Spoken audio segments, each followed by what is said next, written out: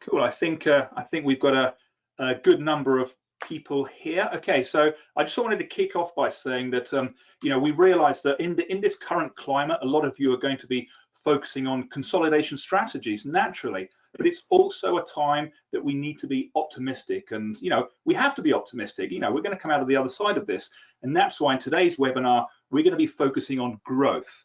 I just wanted to cover something really quickly. We've had a number of questions come in already this morning. What do we do if we want to suspend trading on our website? Well, what you don't want to do is blanket 302s, because that's going to leave you in difficulty coming out of the other side. You need to maintain visibility, treat it like a giant global out of stock. Come in and browse, but you can't buy it. We can help you out with that. So today I'm super delighted to say I'm joined by none other than Andrew McGarry. Andrew, do you want to just tell us a little bit about yourself? Sure, yeah. Hi, everyone. So my name's Andrew McGarry. I'm the owner, founder of a specialist marketing agency that deals with lifestyle and fashion brands. I have 17 years experience in search engine marketing. I've also been like an online marketing manager. So I've managed teams. I've been responsible for hitting multi-million-pound revenue targets. And I guess that over that 17 years, I've evolved from someone who started out as a copywriter actually into someone who had to learn leadership, had to learn how to manage teams. So with all of the kind of challenges that we're looking at right now, I can only imagine the huge pressures that teams are under right now with the current pandemic situation, that I'm really happy to be joining Jon. I'm a big fan of what the team are doing, and certainly with the opportunities that we're going to have in the post-pandemic situation, I think there's lots of stuff we can cover today and be really positive about. Absolutely. And talking of today, just for you guys out there who've tuned in, thank you for tuning in. This is actually a compressed 30-minute slot based on many hours of conversation. There's going to be more to follow and more to come on after this. But the one thing that I'd love you to talk about to begin with, Andrew, is what you mean by smarter growth. Yeah, so I think that, again, if we're talking about post-pandemic situation, how we're going to tackle this, one of the most one of the articles that our clients were really thankful to read last year was an article about the whole issue of evaluating the revenue combined with touch point value, and this thing of like lifetime value for customer acquisition. So look, I think that there's a lot of information to digest in this topic. We don't have time to cover it all today. I think the best thing to say is that in the Q&A afterwards, we can cover it in more detail. We can put up the link, but essentially, look, for smarter growth, all SEO teams need to be able to say, look, this is how much money we made last year. This is what the value of the channel is. And then getting away from last click and being able to say, look, you've got all these different touch points where we help drive new customer acquisition, and being able to factor that into, let's say, lifetime customer value. Absolutely, great words. And the article, I think, is now in the chat. It'll also be a follow-up link below. One thing that we spoke about at some length last week was the growth of Google Shopping and what this is doing to the organic landscape. I'd love to hear your ideas on that. Sure, yeah. Okay, so this is, I wouldn't say it's a pet peeve, but this is something that when I'm sitting at meetings, whether I'm in Stockholm or London or wherever I am, I'm having to say to people, look, we did not start the year. SEO teams did not start the year at zero. We probably started at minus 10%. And teams go, well, hang on, what do you mean? Well, we know, and it's been shown through the research published in places like Search Engine Land, that Google Shopping year on year has had a higher frequency volume. And so therefore, when you look at the increase in that frequency, the battle for the click, if it isn't a shopping click, it's going to be an organic click. Unfortunately, organic is getting squeezed. So instead of thinking, okay, well, this is our revenue target for the year and we're building off the base from last year, I think it's really important that everyone grasps the nettle and faces up to the fact that your core search, if overall as a brand you're growing really strongly, you may not have noticed it, but if your brand search volume is flat or down year on year, Google Shopping is really going to make a negative impact on that, that kind of those kind of numbers. And it's really important we see that, so you can look, SEO teams need to look elsewhere for where that growth is going to come from. Yeah, and you've got some advice here on this slide, Andrew. Yeah. I mean, look, let's not bury our heads in the sand. Let's tackle this head on and say, look, if we are down 10%, it doesn't really change. Experienced SEO teams will know what they need to do and get traffic. What we're saying is, you've got to make sure that when people compare week on week, month on month, quarter on quarter numbers, that when you're sitting down with C-suite and you're having to talk about, your figures, that you say, look, we can't hide the fact that Google Shopping is taking a lot of those clicks. And so therefore, things like maximize your brand traffic, that goes without saying, but then knowing that, your content marketing, your ability to go and win, new clicks, new customers, you've got to make sure that you're, not using the same playbook as last year, because, the goalposts have moved. Absolutely. And that takes us on to something else that you reiterated several times in our recent conversations. You need to think like a publisher. And again, absolutely. In content doesn't work, but tell us a little bit more about this attitude. Sure. Okay. I mean, I think that in the lifestyle and fashion industry, it's possibly a bit easier for brands. You look at Mr. Porter, they set up like very strong, publishing, campaigns, and but regardless, I mean, even if you were, if you were B&Q, or if you were, in other sectors, whether it's automobile, whether it's medical, I mean, everybody has a story to tell, and it's up to good creative people to tell that story. SEO is just a distribution channel, really, for, maybe I haven't worded that right, but it's a way of attracting new visitors, and we've got to be smart about, how we're reaching out to people. So SEOs in particular can get very technical. We can get very bogged down and the fine details of things. We got to make sure we keep the big picture. Like, if we're not publishing content, how on earth are we going to attract new customers? Like, it's as simple as that. Yeah. Well, I was going to just make the point as well about, we're all used to the affiliate channels. If we're not publishing this content, teams are going to be paying the affiliate channel for the same traffic they could have got themselves. Yeah, and those affiliate channels, as we spoke about yesterday, they do it so well. They're on really well. Yeah. They're on to the technical. They really have got their ducks lined up. And one other thing that we can do, and again, this is something I talk about a lot, and I spoke about this in the last webinar as well. We need to utilize the SERP landscape, in a number of ways.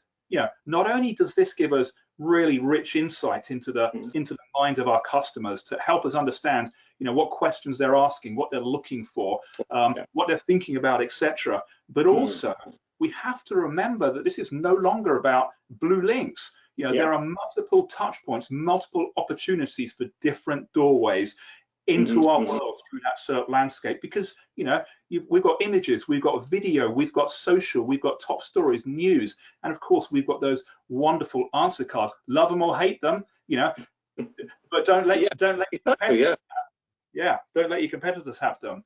And to look at the SERP landscape, you can see it here, and this is a classic view of the matrix, and we're looking at day on day the type of features that are appearing. You have multiple opportunities. Forget individual keywords, forget those blue links. Think about opening as many doorways as possible. And nothing will help you do that more than by analyzing that SERP landscape on a daily basis, looking at all those features, and also critically asking the question, we may be on page 1, but what about our competitors? I was talking to somebody yesterday and we said, hang on a minute, you are on page 1, but your competitors, they've actually got images as well, and they've got video. They've got 30% of that real estate. So you really need to get on it. Absolutely. Particularly when, if paid do their job right, then they, should be winning the click. So therefore, it's really important that, organic teams say, well, what can we do that paid can't do? How do we help the brand story or the brand message? And I think, again, this comes back to the whole thing of like organic teams being able to work better with other departments and being able to look at the bigger picture. Yeah, 100%. So I'm going to talk a little bit about this one in a bit, but what are my favorite features? Kind of an obsession. These are the questions that people also ask, and this is something that we need to be looking at, because this will give us not necessarily the queries, but the questions. And those two things, as I'll explain in a moment, are actually very different. But this is something I just wanted to just wanted to show you. This is an MI report, and this is built on more than just visibility. This takes into account every touch point in the SERP landscape. I love this slide, by the way. Love it. You love it, yeah? Yeah. I'm glad. That's why. Yeah, I think this is why Pi Data Metrics as a company has appealed to me. It's why I find myself sitting in meetings, quoting some of your market research, is the fact that with data visualization is becoming more and more important. We need this. We need to be able to see at a glance, particularly when we have to persuade people above us what the business case is. Yeah, this is so much richer than just visibility. This is about value, and here you can see the spread of your SERP real estate classified by feature. And the other thing that we're doing with this is we're no longer just obsessing about looking at our performance. We need to look at our performance in the way that Google does, set in the context of all your competitors. Who else, which of your competitors are owning which features and dominating the landscape? This is about opportunity. Oh, absolutely. I mean, I'm working with a client at the moment where, you're trying to take, let's say, Nike or Adidas market share in North America, and you're looking at, well, what are the opportunities? Where can we get an in? And it's things like, let's say, featured snippets. You start looking at month on month where you can get those differences, and it is a mindset thing of getting away from 10 blue links. Yeah, absolutely. Now, and again, this slide here, this is something that we spoke about. I'm going to talk a little bit in a minute, but I just want to get your take on this, because you're coming from a very much market and language and connecting with the customer perspective, and I'm coming from an SEO, which does begin inside the mind of the customer. So yeah. Sure. Yeah. Well, look, how I frame it with our team is, look, any successful project has 3 pillars. You've got your tech, which has to be done correctly. It's super critical important. You can find lots of technical SEO lists out there if anyone's in a small business, but big teams, they know the score. So let's assume you know your tech stuff is sorted. Well, the next pillar then is, can you win the click? How do you win the click? Well, you've got to measure, your click-through rates. You got to test creative. Now, SEOs are not really used to having that conversation, and this may not be revolutionary to some of you, but if you think about it, your paid media team are testing creative all the time. You can go to your creative team and go, what's our best 3 ad headlines? And then look at how to integrate that with, okay, you might be automating, you might have, 10 million SKUs, 1 million SKUs in a huge catalog, but there are plenty of retailers out there that don't have that kind of huge automation challenge and can be a little bit more what I would call 80-20, automate 80% of it, but have 20% where you can actually go in and really use creative, and I think that's super important. Yeah. And I guess, sorry, I can say, no, yeah, absolutely. And the next slide actually follows so neatly in from that one, and I really loved the conversation we had. I'm going to put a link to the relevant video below, but this thing about the croc brain, which I would probably call the amygdala, or that almond shaped bit, and right in the middle. Tell us how this relates to search, to visibility. Okay, so in a nutshell, because I started out as an SEO, and I think back to 10 years ago, I would have jumped in the deep end with the technical stuff. I would have fallen into the trap of thinking, if I can get really technical and I can explain what this issue is, this person will understand it. And the problem is people don't, okay? And what we really have to be able to do is follow the idea that Oren Klaff has written a book called Pitch Anything. And even if you're an SEO, and even if you don't necessarily consider yourself to be a full spectrum marketer or in sales, I would strongly recommend you read his book, because in terms of how do you convince people of your ideas, how do you convince people that what you're saying is the right approach, it's this whole thing about, if you're communicating from a place of is it like the higher cortex? I can't remember the right phrase, but like it's frontal lobes, prefrontal cortex. Yeah. It's like, look, what is this new big idea? What is this new shiny idea that people can get behind? And in the slide you can see the phrase there, just do it. The idea that I would put to you now is that when people think, oh, metadata, that's beneath me and like all this, it's like, look, Nike have a slogan called just do it. It's 3 words. It's super powerful. It's endured for decades. If you have a best-selling category or your top 10 selling products, there's nothing to stop you apart from maybe your platform going in and optimizing. When I said 80-20, the 20% you don't automate that you manually do, go in and manually get the right creative in there. And there's no excuse not to do it. Every SEO team should be capable of getting the best creative in their best products and categories. 100%. You said it. I've said it. We've talked till we're blue in the face about getting those meta descriptions. It's the signpost to the doorway into your world. But then I read this thing from Ahrefs. It came out yesterday or the day before that around, I think 68% of the time, Google's actually just forgetting what you've crafted, forgetting what you've put all that effort into. And rewriting it, Even for head terms, even for those heads, understand it for long tail, but even for the, which I hope they're not going to throw back in our faces. No. I mean, I've run tests recently on how machine learning deals with automated rewrite. I mean, from what I've been able to learn, I would say that, if you leave out, for example, what the type of category is, it really doesn't like that. So let's say you sell, let's just say blue widgets. If you don't mention blue widgets in the title, Google really doesn't like that. Now, I know that's a really obvious point, but for multiple for multiple items in the same category. So let's say you sell, I actually had this conversation with a client earlier. Let's say you sell like polo shirts and t-shirts in the same category page. The machine learning isn't mad about that. I mean, the best way I can put it is, I had a conversation with the head of SEO at HubSpot. They ran a lot of tests. The more focused you can make, and I promise I'll wrap this up, but the quickest way to improve is quite often to get more focused. So try to avoid, multiple topics. Try and just say, look, this one page or this is a single entity. And if you can keep that clarity and that focus, it tends to rank higher. HubSpot have some really good work on that. Yeah, I totally agree. With this page, get inside the mind of the searcher. What search term are they going to be using? What questions have they got in their mind? And questions, that kind of brings me on to this next slide, or my take on content. Now, I'm sure you've read it. I'm sure most people out there have read it. Google's wonderfully crafted 168-page content quality guidelines. I actually have it on my desktop. When I'm bored, I just read through a few pages. But looking at that document, the one thing that really leaps out, the one word is benefit, okay? Content must benefit. But in order to do that, in order to benefit, it's got to answer the questions.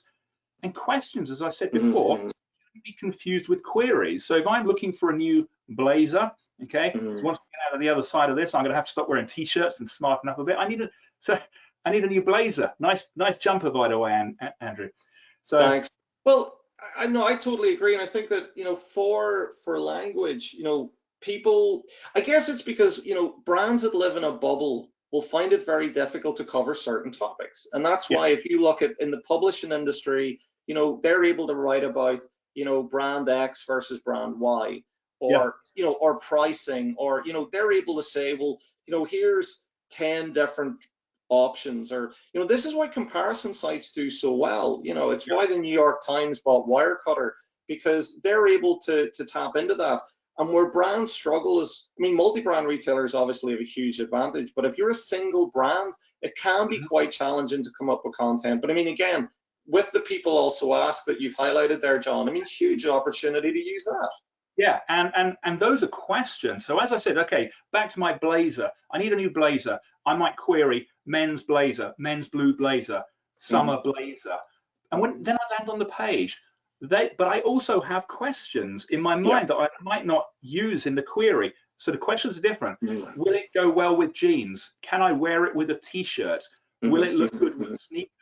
Okay. Yeah, all of those types of questions. Yeah, definitely. All of those, and they're in the people also ask. Okay. Now, who's going to win the click, as you talk about? It's the person that's got inside my mind, thought not just about the query, that's important in the title, but also thought about the questions I'm going to ask on my journey to purchase. Absolutely. Okay. Which kind of takes us into this view here. We call this like the people also ask loop, where you might query. So I'll query men's blazers. Don't really get what I'm looking for, so I'm going to query men's blazers that look okay casually, or with trainers, or with a t-shirt. And then I'm going to start using the people also ask, and I'm going to go on this journey of interacting with the search engine, but not with the retailer. But the retailer has to hang in there on my journey of looking at the question, drilling down. Finally, I end up with the retailer.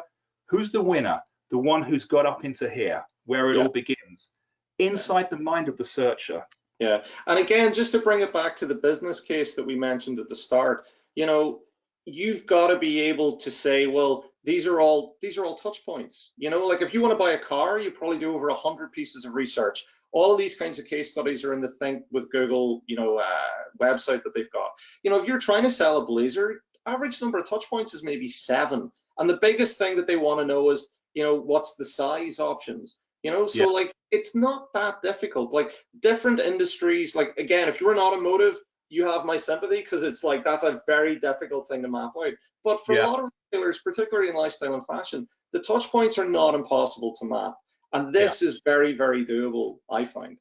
Yeah, so one thing that I'm asking people to do on a practical level is say, okay, well, we talked about keywords for years. Okay, what are your keyword set for that particular product or that category? Now, separate to that, what are the questions? Not only is this going to ensure that you can still be there at every step in that journey, but also, come the future, something that I've always been obsessed about in voice search, you're going to be prepared for that as well, as people start to diverge away from the keyword game and start to using voice. You're going to be there. Super critical. And I think, so in terms of this slide, Andrew, these are, I think, your points on using Google for smarter growth. Do you want to just take us through these points?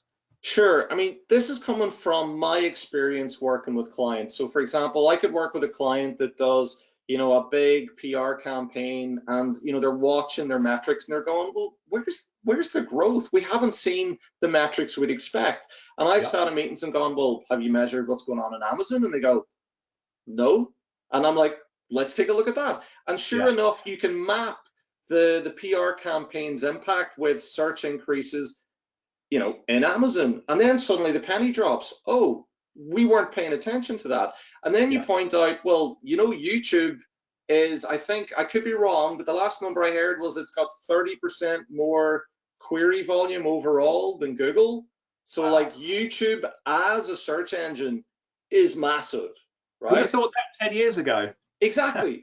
So, I say that to clients, look, you've got to pay attention to YouTube. You got to pay attention to Amazon and any other places where there could be marketplaces, or, so all of these things are really important. And again, this feeds into the point there in the slide about the wider ecom picture. And just to bring it back to the business thing again, of if your technical is sound and you are winning the click, then that brings you onto the whole thing of revenue growth. Okay.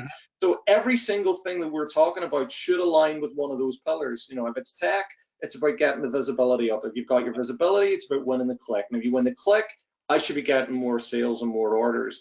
And this feeds into the whole thing of Google as an answer engine.